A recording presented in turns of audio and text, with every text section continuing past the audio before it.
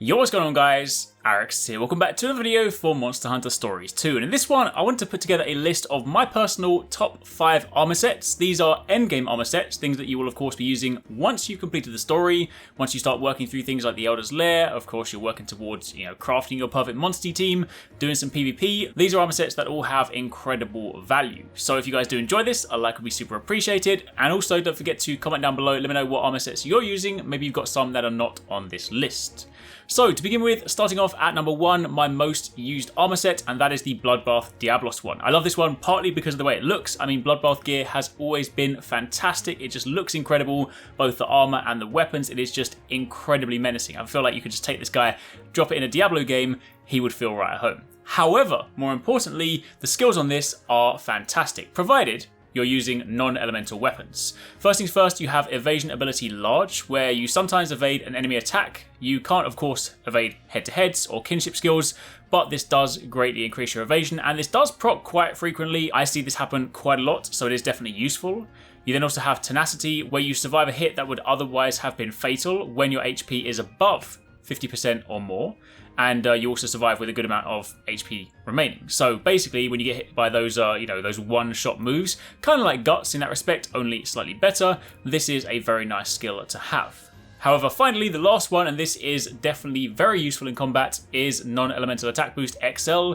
This will seriously boost non-elemental attacks. Now, it should of course go without saying, if you're going to be wearing this armor, you need to be using non-elemental weapons. Bloodbath stuff is a prime example. There are of course things like ThyRex weapons, lots of other options, but just make sure that you're using non-elemental weapons in all slots to make the most out of this. So yeah, this is definitely a big raw damage and also survivability armor set, so it's 100% a good all-round set.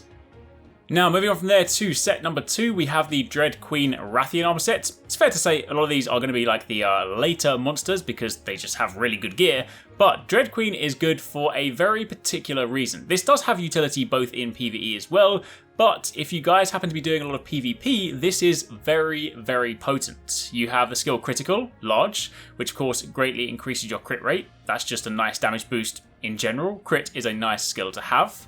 However, you then have Inflict Rate up large, which increases abnormal status inflict rate by a good amount. Now this is of course very, very useful. If you guys cast your mind back to Generations, you'll of course know that Dread Queen was all about those abnormal statuses. And you then have Salt in the Wound XL, which substantially increases damage done to enemies with abnormal statuses. However, there's something else worth mentioning here. It appears that this also works with items. Now admittedly, inflicting abnormal statuses is RNG, and given that the skill descriptions don't actually state this explicitly, it's hard to know categorically, but what I will say is that using items with this does seem to proc more frequently. If you go into PvP at the beginning of a match, you can choose your item set, and of course if you use the strategist one, it comes with knives. Poison knives, sleep knives, paralysis knives. Using this with the Dread Queen Wrathion armor set, at least from our testing, definitely seems to see this proc a hell of a lot more frequently, which is pretty potent. Of course, again, you could use that in PvE if you want to. You can still carry knives and use them, but that is very nice. And again, pair that together. Once they are paralyzed or poisoned, Salt in the Wound and Critical are going to be some nice damage boost on top. Then moving on from there to number 3, moving away from damage just for a second, for those of you guys maybe that are potentially getting stuck on a few things or maybe finding that you're getting hit quite hard, the Pink Wrathion, the Wrath Heart armor, is actually really good from a survivability point of view. If you take a look at it, you of course have health boost medium, not the largest health boost, but it does still give you a decent increase to your maximum HP, so that in itself is quite nice, gives you a good buffer. However, you then have 2 different skills that can heal you. You have Self-Heal XL, which recovers a massive amount of HP at the end of each turn, so simply just by surviving a turn, you're already going to be healing. Plus, you then have Crit Heal L, where you recover HP on a critical hit, and again, recovers a great amount of HP. Obviously, this doesn't have crit boosting skills, but regardless, the fact that you heal at the end of every turn and on crits is a very nice combination. So if you are potentially fighting things that maybe are kind of giving you a tough time, you're getting hit hard, maybe you're dying a little bit too much, then consider picking this up because this is a very nice set for survivability. Then turning our attention to the 4th set, this one is the Azure Wrathion armor set, Wrath Soul. This one, of course, specifically if you're using Greatsword. Greatsword is a very, very good weapon in this game. I still prefer Sword and Shield just because I'm a Sword and Shield fanboy. However, Greatsword can put out some incredible numbers. So if you happen to be using a Greatsword, then this armor set has Critical XL, which seriously increases your crit rate. You have All Out Medium, where you spend more kinship charge to unleash skills at full power, which of course then increases the skill power by a good amount. So yes, you're using more kinship meter, but you're also putting out some more damage in the process.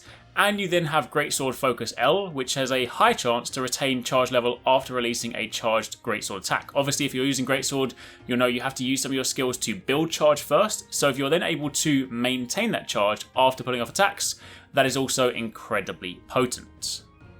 Then finally, for the very last step, before I go any further, I do want to put a spoiler warning here because this set comes from one of the bosses in the Elder's Lair. So if you haven't got to that point, or you don't want to see this, or you don't want to know about it, then this is your ample spoiler warning to step away. But if you do want to see it, then let's turn our attention to it. The final set I want to talk about is the Fatalis armor set, the Dragon armor. This again has kind of a mixture here. You have Critical XL, which of course seriously increases your crit rate. That is the maximum the skill can be. So this is a good chance to land crits frequently. You have Panacea Large, which is just really nice because basically it negates all abnormal status effects. So then, you know, if you're fighting anything with poison, paralysis, sleep, anything like that, you can just firm that. In fact, if you happen to be going into PvP and someone's trying to play dirty with the Dread Queen Wrathion armor, this might be a nice counter. And of course, on top of that, you also have some heal. You have self-heal again, where you recover a great amount of HP at the end of each turn. So this is kind of like a nice balance whereby you've got some good damage potential with critical, plus some self-heal, and of course some stuff to avoid yourself being taken out the game with abnormal statuses. So a very nice set, and of course something worth kind of getting if you complete the Elder's Lair. So there you have it, that's pretty much it for the time being. That is a little rundown on my personal top 5 armor sets so far. Hopefully you guys enjoyed that. Again, let me know what sets you are using in the comments down below, and keep it locked for plenty more stories too. If you want to catch more from us at Arekkz Gaming, don't forget you can catch the guys TwoSixNine and Paradise Central streaming over on Twitch weekdays, playing a variety of games. If you guys want to jump in, tune in, watch, and even join in, then make sure you check them out. The links to those are in the description box down below, and of course you can join the Discord to get involved in all of the discussions.